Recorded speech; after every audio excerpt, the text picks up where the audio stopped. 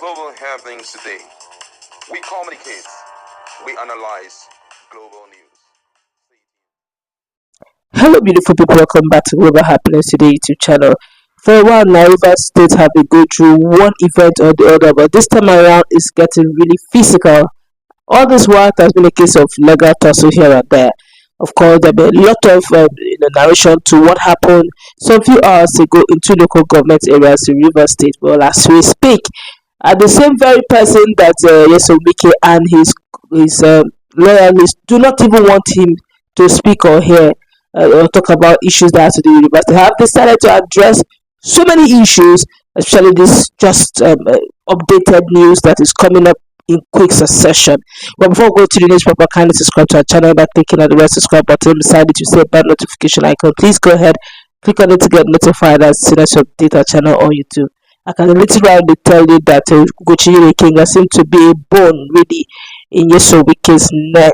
As we speak, Ikenga Imo Ugochinyere, the spokesman for the opposition lawmakers coalition that G60, has urged the Nigerian police to remain impartial in the ongoing political crisis in Rivers State. Now, speaking to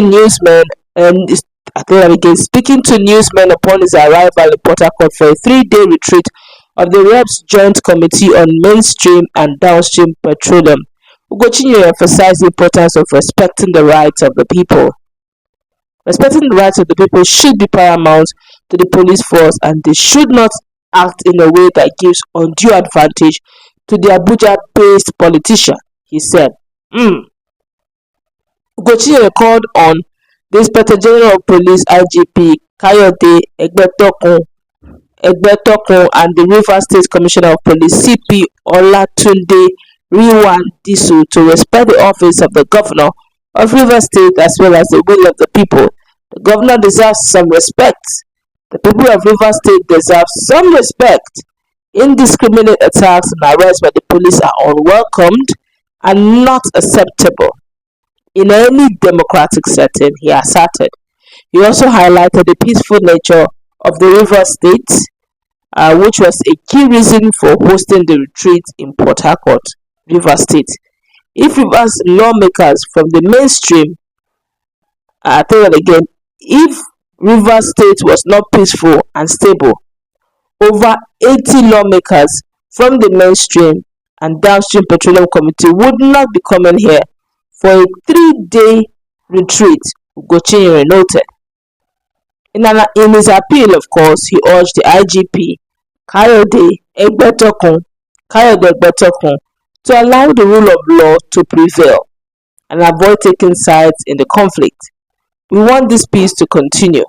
That is why we are appealing to the IGP not to take sides and to stop aiding in any way the other side who are from Abuja, Ugochinyere concluded. This is literally talking about something without really mentioning anything. Some few hours ago, it really went down where the likes of Ambassador Chijioke, said quite a lot. There have been a lot of different narratives going on out there. Some said that there was a healthcare program going on where it was actually an empowerment program in two local government area actually, one of which is very close to the embattled lawmaker. I'm talking about Martin Amoele, very close to where he lives, and he felt we are still saying that these guys should be arrested, they should stop parading themselves as CTC chairman. According to him, CTC chairmen are illegal, they are appointed and not duly elected, so therefore they're illegal. And you can imagine after calling the security personnel to arrest them, and they're not doing an empowerment program at his backyard. Such balls, he now a whole lot of things went down. Some persons, according to some eyewitnesses, they alleged that in the process of doing that, the Fubara Loyalist, in a bid of stopping these guys that, according to them, also are actually in the camp of the Abuja-based politician. Let me borrow the words of Ugochinyere Ikenga. He said they are loyal to the Abuja-based politician, and they were like, who authorized them to do this? Who authorized it? So there was a lot of throwing of pebble stones, and one of the children who actually came there for health issues, healthcare, got in the process. When the police heard about it, according to the police in Rivers State, they said it was a case of two fighting. On the narrative they gave out there, so they just went in with tear gas just to stop the whole issue of it escalating, according to them. But in the process of trying to stop them from going beyond physical, okay, the tear gas entered the eyes of the young child and was a bit unconscious, but from what the feelings we heard, the child is fine. They made mention of some pregnant women and all, but in all, I think everything is the whole thing has been brought fully under control, and that's why the likes of Ambassador Chijoke feel that this is getting out of hand. Now that it's getting physical, I think should be stopped. This is no longer business as usual, and they're calling on the president Bola Ahmed Tinubu to intervene. Each time I keep hearing, Bola Ahmed Tinubu to intervene. He intervened the first time. And the intervention, according to some persons in law, they said that intervention is unconstitutional, it is not legal. So hence they say they are not going to take it. Now you're still calling him again to intervene. Yes, the truth of the matter, he has to intervene because actually he is the chief security officer of the Federal Republic of Nigeria. He's the number one citizen. So yes, he has every right. Anytime there's an issue anywhere in any part of the country, he has to intervene. But people are saying that his mode of intervention is more political than providing solutions.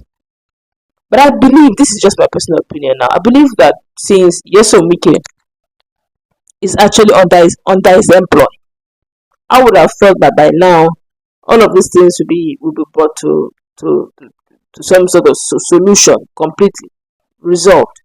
So you'll have just asked him one on one, what do you really want in River State? Why is it that every weekend, like some persons will say, weekend they come, and I think it was Dan Wanya who said that weekend, whenever they come into River State, the place will be booming and shaking, oh, tension.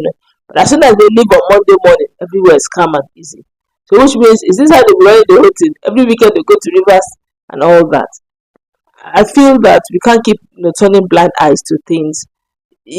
At the beginning, it was just a case of verbal talks. Now it has become a case of legal suits. Now it has taken a step further to now physical altercation between some supporters of other supporters. I just hope that it will not begin to come, because at some point, one of the things we were forgotten to take cognizance of is when you set up a fire and you're not there to control it, it can consume even the person who brought it up. Nigeria is not a country, the level of hunger is not a country that you allow any form of chaos to fester. I think whatever it is, it should be controlled now. We have a lot of idle lying youth who would hear, let's go, they will go. Just give them 500 naira.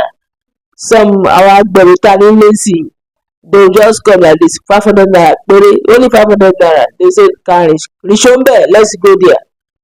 Let's be careful because of the level of unemployment we have in this country. And this kind of thing, it will first time before you know it becomes something that we never saw this coming. Please. I think going forward, something should be done and should be done speedily concerning this whole crisis coming up in Rivers State. Let's go wrap it up. Let's visit our conversation once again. Global happenings today. We communicate, we analyze,